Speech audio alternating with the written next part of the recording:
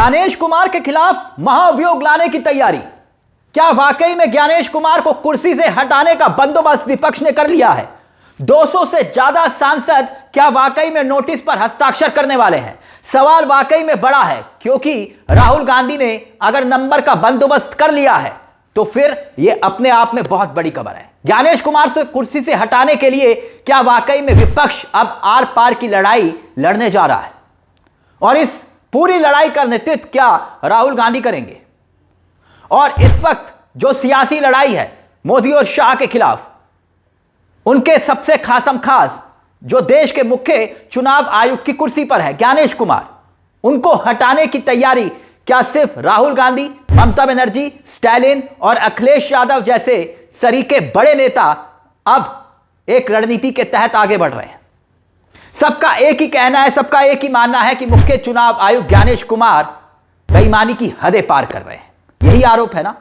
और इसी को लेकर अब चुनाव आयुक्त की कुर्सी से उन्हें हटाने के लिए विपक्ष सबसे बड़े दाव ब्रह्मास्त्र को चलने जा रहा है। और बकायदा इसी विंटर सेशन में, यानी कि इसी सत्र के दौरान, शीतकालीन सत्र के दौरान यह फैसला लिया गया है, प्रस्ताव लाया जाएगा। तो क्या वाकई ये राह इतनी आसान है? ज्ञानेश कुमार के खिलाफ महाअभियोग लाने की तैयारी हो रही है। विपक्ष का मानना है कि ज्ञानेश कुमार मोदी और अमित शाह के इशारे पर काम कर रहे हैं। चुनाव आयोग सत्ता के दबाव में है। विपक्ष के नेताओं के वोट चोरी के इल्जाम पहले से ही थे, मगर अब सत्र में कांग्रेस ज्ञानेश कुमार को हटाने के लिए प्रस्ताव लाने की बात कर रही है। 12 राज्य, सिर्फ कांग्रेस ही नहीं, 12 राज्यों में चुनाव आयोग और अलग अलग पार्टियों के बीच में टकराव दिखाई दे रहा है, सड़क पर दिखाई दे रहा है। ममता बनर्जी हो बंगाल में लामबंद है, स्टालिन हो तमिलनाडु में मोर्चा खोले हुए हैं। जहां जहां एसआईआर हो रही है वहां वहां विपक्ष के नेता सड़कों पर आपको दिखाई देंगे। पश्चिम बंगाल की ही बात कर लीजिए, ममता दीदी खुद चुनाव आयुक्त ज्ञानेश कुमार के खिलाफ मोर्चा खोले हुए हैं, सड़कों पर उतरकर बकायदा 2-2 बार मार्च कर चुकी हैं। बकायदा 2-2 चिट्ठियां सीधा ज्ञानेश कुमार के नाम, चुनाव आयोग के नाम नहीं, उसमें लिखा है मिस्टर ज्ञानेश कुमार संबोधित करते हुए चिट्ठी।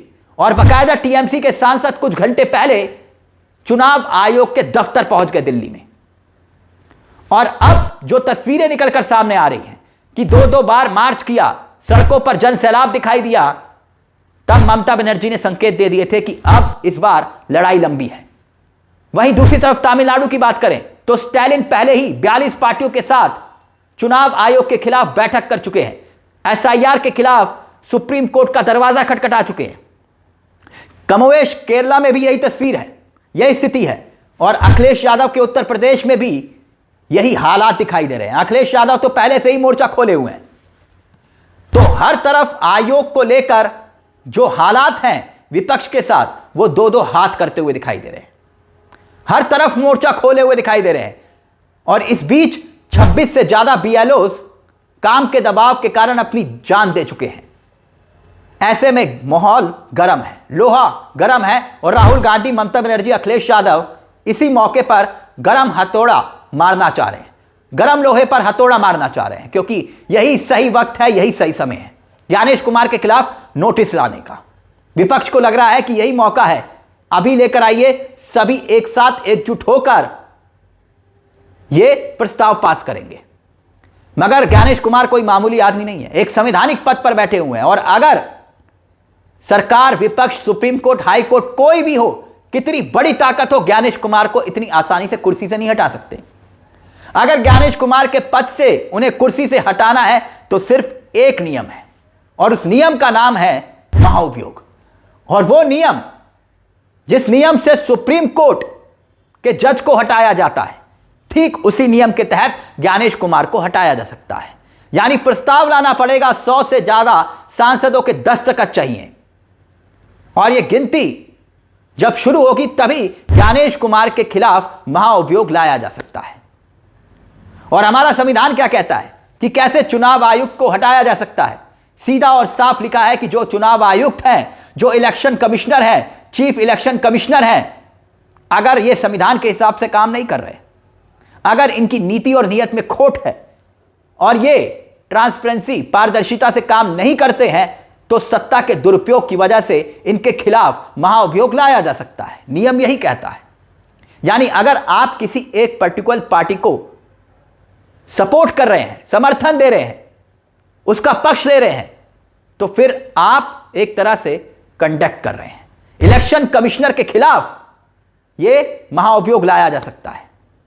एमपीज चाहें तो हटाने का प्रस्ताव पार्लियामेंट में ला सकते हैं, चाहे लोकसभा में लाएं, चाहे फिर राज्यसभा में लाएं। और जो प्रस्ताव चुनाव आयुक्त को हटाने का जो प्रस्ताव लाया जा सकता है, उसका भी एक नियम है, नोटिस पर हस्ताक्षर चाहिए 100।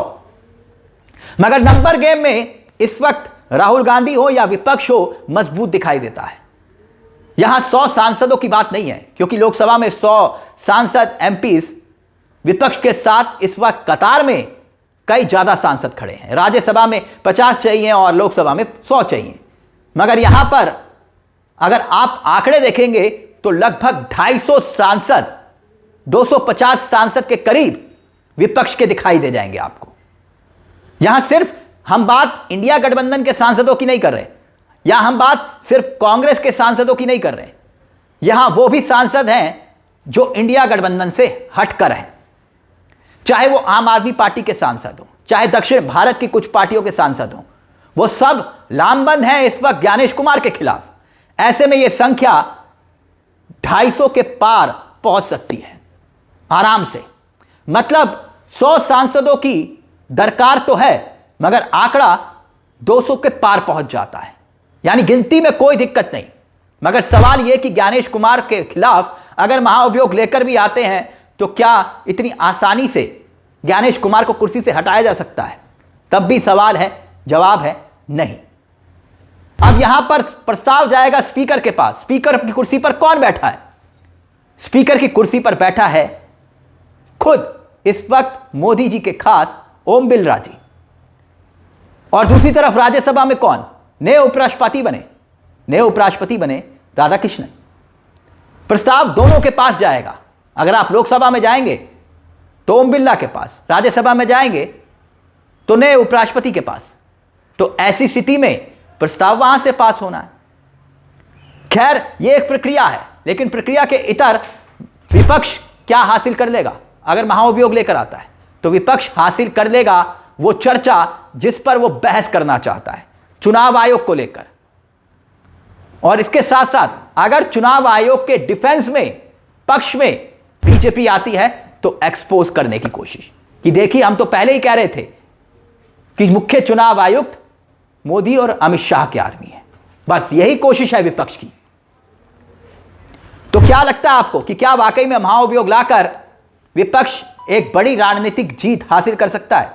यह अपने आप में एक यक्ष प्रश्न है। इस मुद्दे को लेकर अपनी राय हमें कमेंट बॉक्स में जरूर दीजिएगा। मुझे तिलक चावला को दीजिए इजाजत। चलते चलते दरख्वास्त, चैनल को सब्सक्राइब जरूर कर लीजिएगा। यह मंच आप ही का है जहां कलम गुलाम नहीं। नमस्कार, जय हिंद, जय भारत।